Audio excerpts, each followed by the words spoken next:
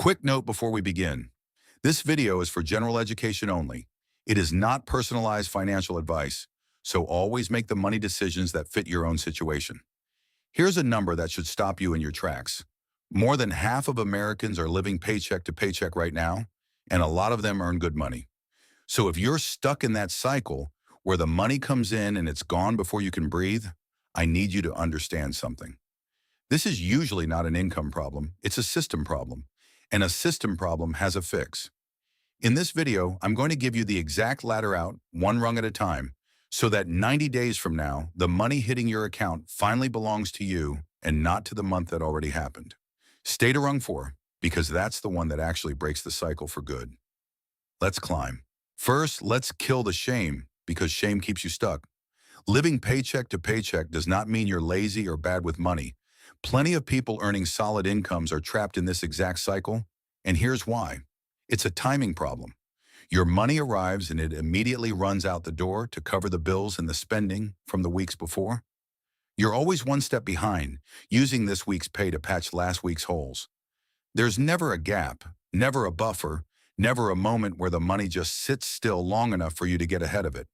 And when there's no buffer, every surprise, a car repair, a medical bill, a slow week, becomes a small crisis that pushes you further behind, often onto a credit card, which then eats next month's paycheck too.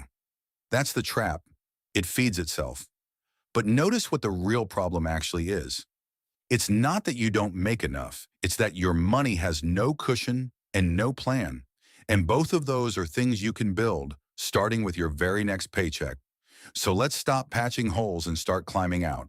You cannot fix what you refuse to look at, so the first rung is simple and a little scary. For 1 week, track every single dollar that leaves your hands. Every coffee, every tap, every subscription that hits, every bill. Write it down or use a free app, or just keep the notes open on your phone. The goal isn't to judge yourself. The goal is to end the fog, because paycheck to paycheck living thrives in the fog. When you can't see where the money goes, it goes everywhere. Most people who do this are genuinely shocked by two things: how much leaks out on autopilot and how many purchases they don't even remember making a day later. That shock is useful. It's the raw material for change. By the end of one honest week, you'll have something you've probably never had before: a clear, unflinching picture of your actual spending, not the version in your head. And once you can see it, you can finally start to steer it. Awareness always comes before control. There is no skipping this rung. Before we do anything fancy, you need a circuit breaker, one small buffer that stops the next surprise from throwing you back onto a credit card. That's a starter emergency fund, and the classic target is $1,000, though even 500 changes your life if that's where you start. Why does this come before paying off debt or building a big budget? Because without it, the very first flat tire or vet bill undoes all your progress and drags you deeper. This little fund is the wall between you and the cycle. To build it fast, get temporary and aggressive, sell things you don't use, pause every non-essential for a few weeks, throw any windfall or tax refund straight at it. This is a sprint, not forever. Keep the money in a separate savings account, out of sight, a little inconvenient to reach, so it's there for a real emergency and not a Friday night impulse. The day you have that first 1,000 sitting there, something shifts. For the first time, a bad surprise is an annoyance instead of a disaster. That's the first real taste of freedom, and it's the fuel for everything next. Here's a hard truth about breaking this cycle.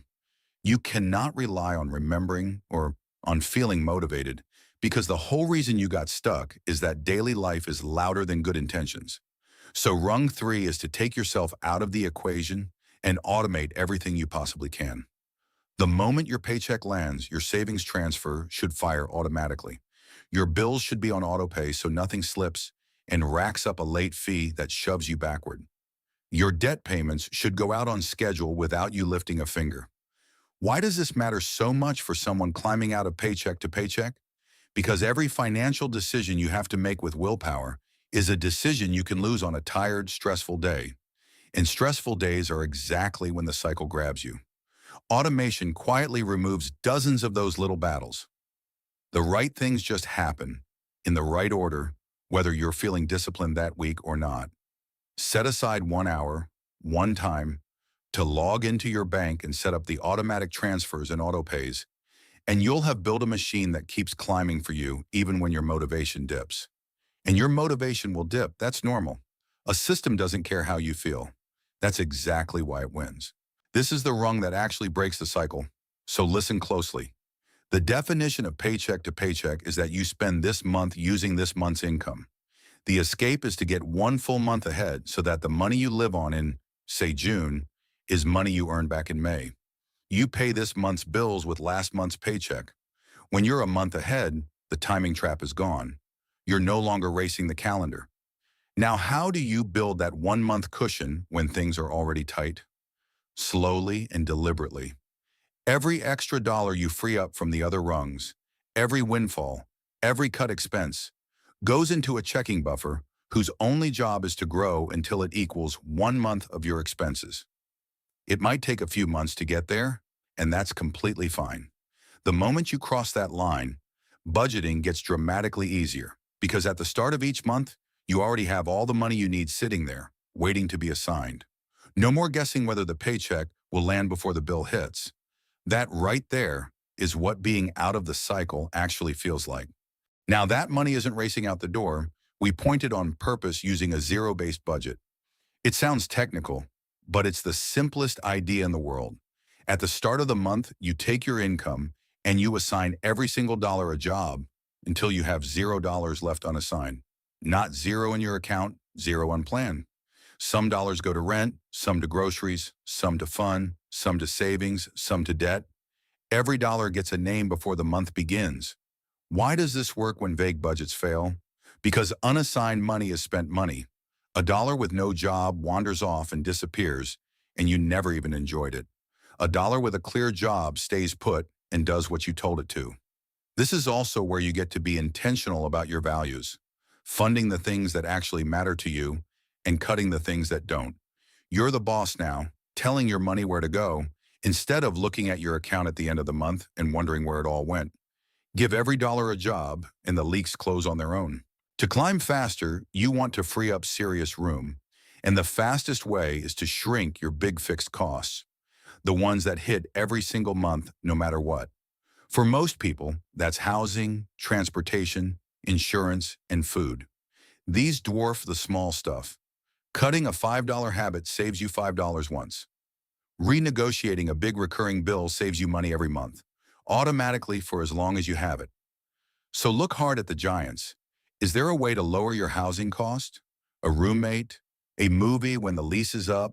A conversation with your landlord? Are you carrying a car payment bigger than you need? When did you last shop your insurance or call your providers to ask for a better rate? Even trimming your grocery and takeout spending with a little planning can free up a few $100s a month. Every dollar you carve out of a fixed cost is a dollar that shows up again next month and the month after that without any further effort. That's the leverage that makes the climb out of the cycle go from years to months. If debt payments are eating your paychecks, this rung is for you because minimum payments are a treadmill designed to keep you running in place. When you only pay the minimum, most of your money goes to interest and the balance barely moves, which means the debt quietly reserves a piece of every future paycheck for years. To break free, you attack. List your debts and pick one to throw extra money at while paying minimums on the rest. Two proven approaches. The snowball, where you knock out the smallest balance first for a fast psychological win, or the avalanche, where you target the highest interest rate first to save the most money. Both work. The best one is the one you'll actually stick with. As each debt falls, the money that was feeding it rolls on to the next, and your progress speeds up like a snowball rolling downhill. Every debt you kill hands you back a piece of your paycheck that used to belong to a bank. And getting those pieces back, one by one, is a huge part of how you finally get and stay ahead. The last rung isn't about spreadsheets. It's about the invisible force that pulled you into this cycle and will pull you right back if you let it. Lifestyle creep and the pressure to keep up. Here's how it works. Every time your income rises, the spending quietly rises to match it. A raise becomes a nicer car, a bigger place, more subscriptions, and somehow you're just as stretched at a higher salary as you were at a lower one. That's why people earning great money still live paycheck to paycheck. The antidote is simple to say and powerful to live. When your income goes up, keep your lifestyle flat and send the difference to your goals. Get comfortable with the loud budgeting idea of just saying, "That's not in my budget right now," without a shred of embarrassment. You're not depriving yourself. You're buying something far better than another gadget. You're buying breathing room, options, and peace. The people who escape this cycle for good aren't the ones who suddenly earn a fortune. They're the ones who decided that being ahead felt better than looking rich.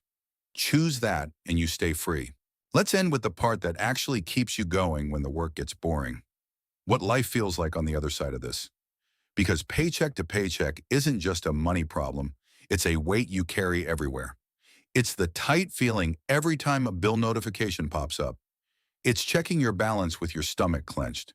It's the fights, the lost sleep, the sense that you're always one bad day away from disaster. Now picture climbing these rungs. You build the $1,000 buffer, and a surprise stops being a catastrophe. You get a month ahead, and suddenly the calendar isn't chasing you anymore. You automate it all, and the right things happen without your daily worry. One day you realize you haven't felt that stomach drop in weeks. That's the real prize here. Not a spreadsheet, not a number to brag about, but the quiet, steady feeling of being okay, of having room to breathe, of knowing you can handle what comes. That freedom is available to you, and it's built one rung at a time, starting with the very next paycheck. You don't have to do all of this today. You just have to start. Pick rung one, take the first step, and begin the climb.